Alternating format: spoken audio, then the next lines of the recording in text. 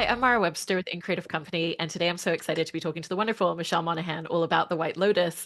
And one of the things I wanted to start off in talking about was the fact that when you were shooting, I heard that you were filming scenes with this friendship group of the three of you as the very first thing on production day one. But obviously, because you're also not filming consecutively in terms of order, you also had to film scenes from episode 8, the finale.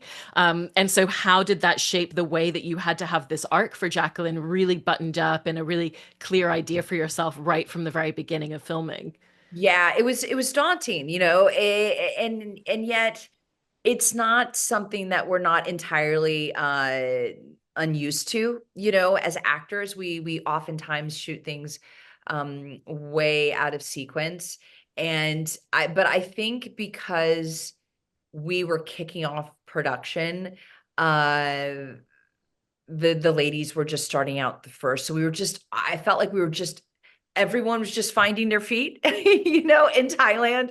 Um, a cast and crew. And you look at day one, you're like, oh wow, we're shooting episode 1 and episode 8, and we're really gonna bookend it on day one. And so that was nerve-wracking to say the least. And so that prep period became critical in terms of finding the arc. And fortunately, because we were really essentially the only cast there at that particular time, we had Mike's full attention. And so individually, we were able to meet with him.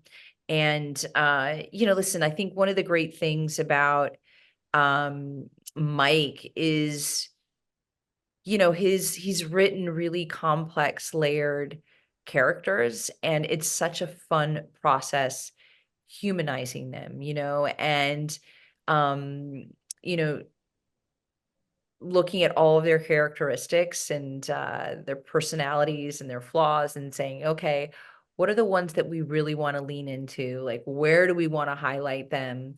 And really just and flesh them out. And so that was something that we took really seriously and really sincerely, on the outset, in order to be able to have like a clear path forward of knowing like where and when we wanted to lean into certain aspects. I think, all these characters are heightened at some point.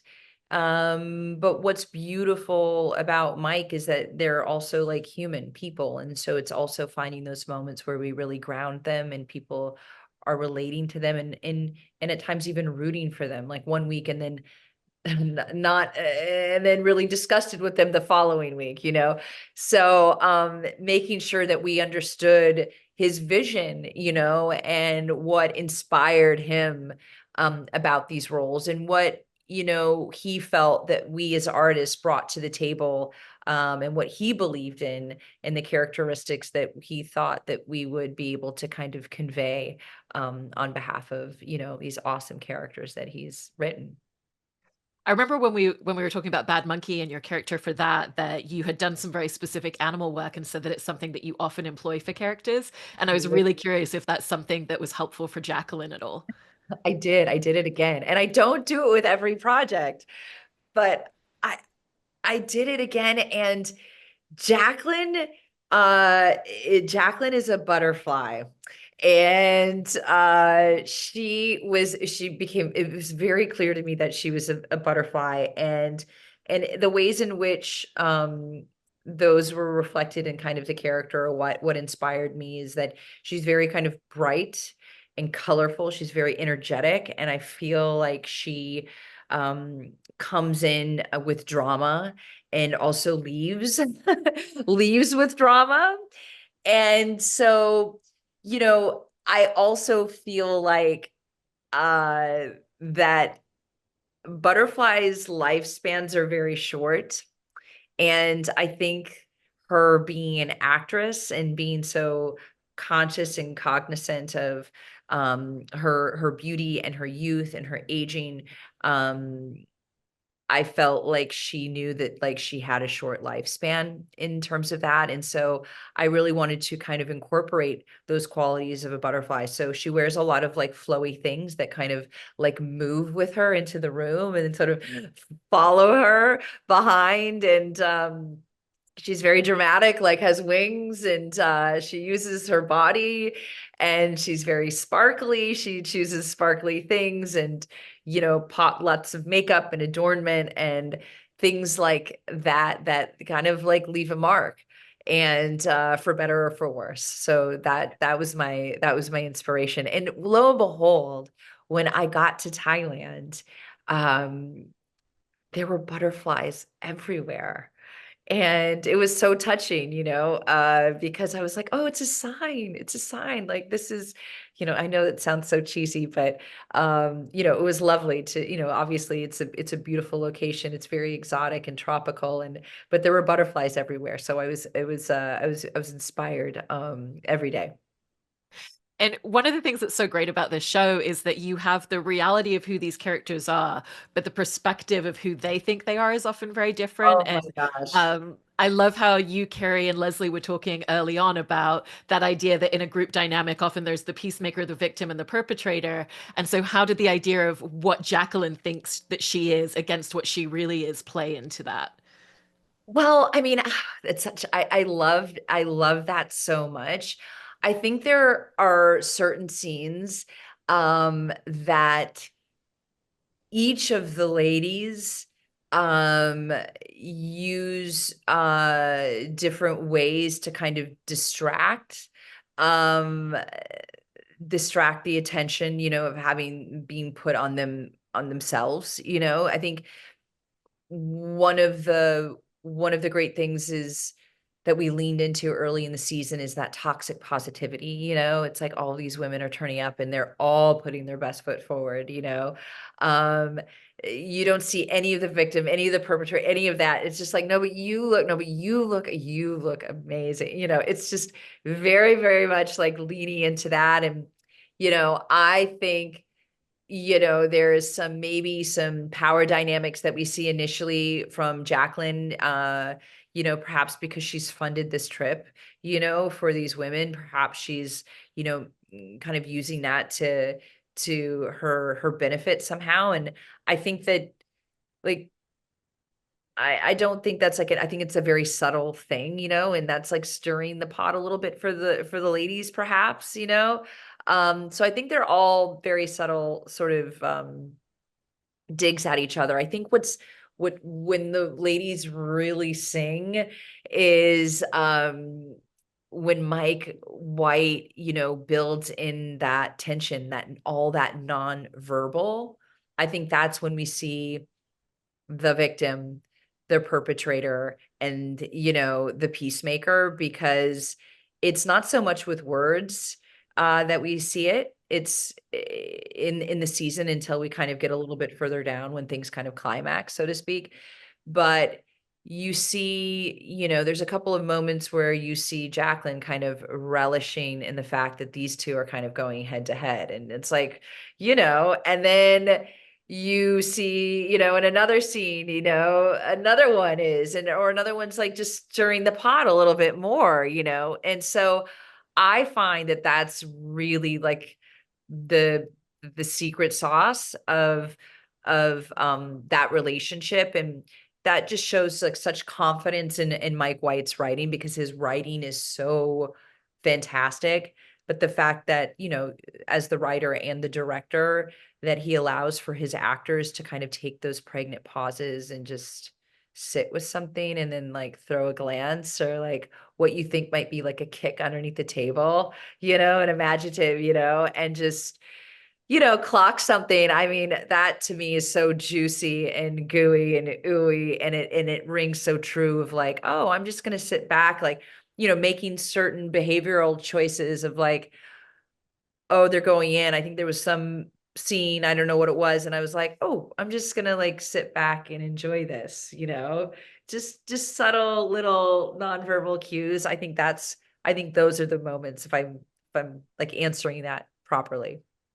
No, you're so right about that. And it makes me think very specifically about the dinner conversation when they realized that they weren't politically aligned with Kate. And then there's an entire secondary conversation that's completely nonverbal that's going on because the oxygen kind of gets sucked out of the room in that moment, so to speak. And how did that idea of the way that Mike leans into those moments and the subtleties really play into a scene like that that's so complex? Yes, I mean, so complex. And I just want to flag that Mike, he's got, I don't know if he's got a crystal ball or what, he's such a seer to me. At that time, of course, when we shot it, there was no talk of the next election, no Trump, no talk of like Trump running for election and certainly being elected or anything like that. And so talk about just having it be incredibly relevant to audiences today, because these are very real conversations that I undoubtedly are happening around many a tables. And so it is a hot button topic, and there is uh that realization of lifelong friendships, and coming to, it's a reckoning of sorts when you go like, but wait a second, we share the same values, right? Like, we're the same people that we were in high school. And the reality is, people are not. They go on to have different life experiences and make different life choices, and and that is what's happening in this moment. And so when we're seeing sort of Kate beat around the bush, so to speak, and be very vague in answering her questions, we are very, very alarmed. And so that was a really fun scene to get to play, working with Mike and that kind of dynamic, and like the trio of the dynamic. um he's very specific in his acting. Like, I feel like he's editing it as he and as he's directing it. And so it would be something as simple as, I just I just want you to play this to carry the whole scene. And it wasn't necessarily specific to that scene, but like any scene, like just like all, and so you'd have this very like intense sort of moment. You'd almost sort of kind of ignore the third, or you'd play it all to the other, and you do just very different takes. So um you never really knew how Mike might edit, and he has just such a great knack for pacing and for tone, and just picking out beats and moments that share um that are reflective of the story, and the tension that he wants to build and kind of carry on. And I don't know if that answers your question at all, but um No, it answers it beautifully. There's also so many aspects at play with Jacqueline in terms of this kind of want and need for both some sort of excitement and adrenaline, but also the validation. And it kind of feels like she realizes she's not necessarily going to get this, A, staying inside the hotel, and B, directly from her friends because of how things are playing out very differently to expectations. And so, how did that really change the way that you kind of felt Jacqueline acting and behaving and kind of searching for those things once they step outside of the White Lotus? Yeah, it's a really good point. So one of the things that was really important for Jacqueline to inhabit for me was to have that duality that you just mentioned, that um that longing to kind of being in a career or an industry where that validation is actually, it's the bread and butter of her career, and she sort of seeks it. But it's also she kind of lives for it, and she kind of hates to be put on a pedestal. But then the only thing worse than being put on a pedestal is not being on a pedestal, for her. So I think that's like kind of how she exists in the world. And she wants to just kind of choose when she wants to be um sort of glorified and be in control of the attention seeking and all of the validation. um and so I think, she really arrives, at the White Lotus with her friends thinking, okay, we're going to reconnect, we're going to get this, make sure this relationship is thriving like it did before. And obviously, as you articulately said, it doesn't meet the expectations. It starts to unravel and devolve, and not in sort of a great, fun, interesting, or stimulating way for Jacqueline.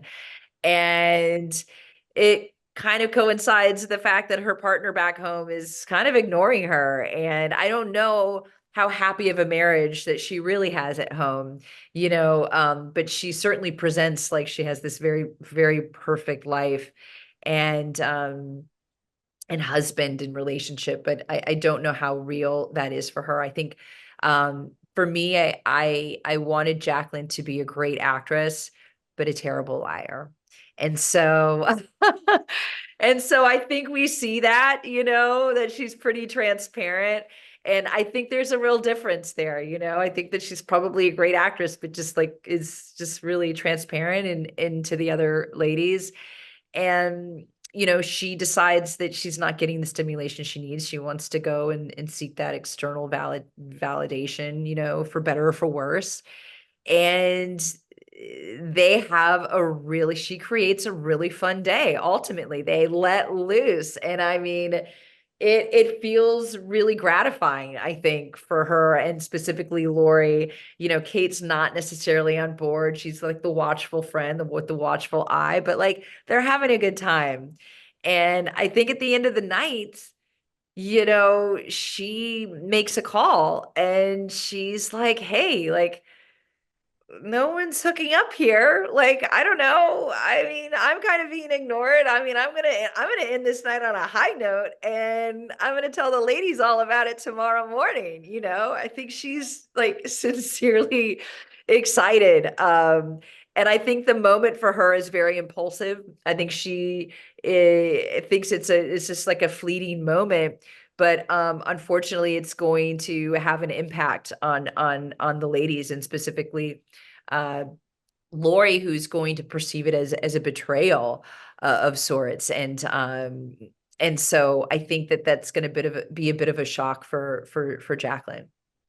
Right, because to your point of, oh, this is something that she thought that she would tell them in the morning, and she gets preempted and doesn't get the chance to do that. Yeah, And yeah. then kind of she then feels like the victim after that and very much retreats into herself. And did you find her being very, just like wanting to retreat within herself and just feeling quite emotionally wounded from that experience? Yes, absolutely. Absolutely. And I think we shot that scene on day 3, going back into the room and, Jacqueline saying, like, I have to deal with this on a daily basis, and we didn't even shoot. I think we shot our love scene on the very last day, and all of that. So, there's so much that happens in between, and you're just like, oh, I just hope I find the levels, right? Um, but you nailed it. You said it exactly perfectly, Mara. It's you know, I think that she wasn't trying to be manipulative or malicious at all. It wasn't Lori's husband or partner, and so she was kind of shocked that it really brought up sort of these other issues that were sort of long-standing, apparently. And she does retreat into herself, and she's incredibly wounded, and feels a deep sense of shame and sadness. These are her supposed to be her longest, friends, and I think she feels very alone. And so 7 and 8 is, I think, all about these ladies trying to find some sort of resolve and some path forward. I also think with what you were describing just before about that need for validation plays out in a really fascinating way when they go to the other hotel resort, and she has that really explosive response to, wait, is this how I'm being perceived? Do they think we're like these people here? Because it kind Yes. of comes from a very fragile place, but she has no kind of sense of decorum in how she responds to it either. Yeah, And so how did you want to play that scene with oh, it White was so fun. I mean, I think that whole day was probably the most challenging sequence for me, because, we shot it over the course of 6 months. So, it was one day here, and then 3 months later, we were at the pool, and then, another month later, we at the Songkran Festival. So for me, creatively, and because it's a very Jacqueline centric episode and very comedic, which I just find, the most challenging anyway, tone. And it's Mike White comedy, which is, you know leaning into kind of the heightened and kind of the cliche of it, which is, you know as an actress, playing an actress is a little close to the bone. So finding that balance, but also, really like the humor in that, and having it be fun, and just kind of doing that piece by piece kind of over a great span of time was challenging. And I love that whole episode so much. I love the ladies going to the Songkran Festival. And I loved getting to work with Leslie and Carrie so much because they are both such great comedians with such great comic timing, and they're so prepared, and they're also both very physical. So that whole sequence and was just jarring, and I just loved getting to use my body so much, and that whole sequence and that whole day. It was really fun. It's also so great the way that so much of who they are as people comes out when they're on the dance floor, when they've gone out for the night. Because for Yes. Jacqueline, there's that moment where she sees the younger women across the room and immediately just refuses to break eye contact. And the first thing that she does is let me not just pull one guy in, let me pull two guys in, and I'm going to show you. And we've Yes, heard her described by her friends as very competitive. Was that something that was very specific in the script, or that you and Mike kind it of is. figured out as you went It along? No, no, no, it's great. It's funny because one must know that the story for this was so big for the whole entire series that, I think like most of the episodes came in at like 90 minutes. And so Mike had to cut out a number of, a number of, parts of each and every storyline. But there was a part of the storyline that was cut out where the women, when we come from the Songkran Festival and we rock up to the club, right? We look like drowned rats. We're all like traumatized, and we're sitting there, and those three gals are sitting at the bar, and they're looking at us, and they're pointing at us, and they're just like, oh my God. Like, and Jacqueline is like appalled. She's like, oh my God. Oh my, we're going to the bathroom right now. Oh my God. We look horrible. We like, look at you. Look at me. I look, oh my God. This is so like, oh my God. And so she feels, so they go downstairs and they got all gussied up, and we have this great scene, and it's cut and whatnot. And then they go to the dance floor, and she sees the gals, and she's like, oh, but look at me now. Like, look at me now. And then she gets the guy, and then she gets the other guy, and she doesn't bring it. So it's a real, and that moment for sure, it's a very competitive moment. You sort of see the claws come out for Jacqueline. And yeah, she is quite the moment there. And the three of them being in the middle of that explosive water fight is so great to see as well, Oh, because they have no sense of humor about it. They take it very seriously. yes. But what was the fun of getting to film a scene like that that obviously has such Oh, a big scope to it? that was so much fun. I mean, I didn't even know what Songkran Festival was. I didn't know that it was the Thai New Year. And it was, what makes it so much fun is that, kids specifically go around town. It's a water fight for everybody, but kids have permission to, like, shoot water guns at like police officers and elders, and it's just, it's really celebrates children and youth, and letting loose, and sort of, it's meant to be like a cleansing for the start of the new year. And so water is it's very much a part of like the theme. And but of course the ladies have no idea what's going on, and they're just seeing guns, and it's just so dramatic for them. And and the way that Mike shoots it with the slow-mo, and just the water coming at them in every direction, and running into that convenience store, which I just love the shot from outside looking in, and they're all like, just so dramatic. we had a wonderful day that day. And in fact, that was our final day of that sequence of that day, and it was Carrie's wrap day. And it was a very emotional day after we finished. We really did look like drowned rats, and then we were all crying. And she had such beautiful words to say to, to the crew and to the Thai people. And it was just a very, I just look back at that whole day, and it was just with such fond memories. There's also so much relatability in watching the cycles of this friendship and that idea that, I think you were talking about this a little bit before, whoever they are as adults, they might think that they're still the same, but they're different. But at the same time, there's still these cycles that perpetuate within them.